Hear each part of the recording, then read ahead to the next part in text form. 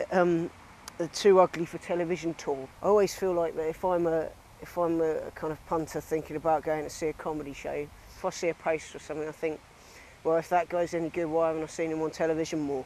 But it's really just a stand-up show. I mean, it's a show full of jokes and little stories from my life and things that I've been thinking about that are all intended to produce laughter.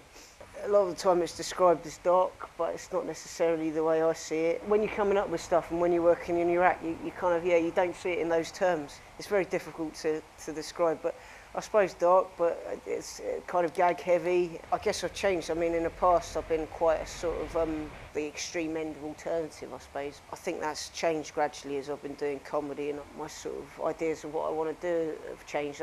I like what I do to be able to be enjoyed by everybody. I'd always been a big fan of stand-up comedy and watched it on TV. And certainly when I started, there was more of a mystique around stand-up. Now with YouTube and you see the same comedians, kind of big-name comedians doing the same material over and over again in different contexts, and those videos are all on YouTube. I think anyone starting can see that no one's making up off the top of their head, and I think it seems a lot more doable.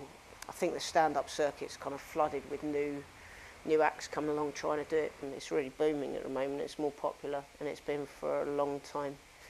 Well, once I'm finished Edinburgh, I've got a Radio 4 series coming out at the beginning of September. Yeah, I'm doing a set on Michael McIntyre's Roadshow. Hello, I'm Andrew Lawrence. My show's called the Too Ugly for Television tour.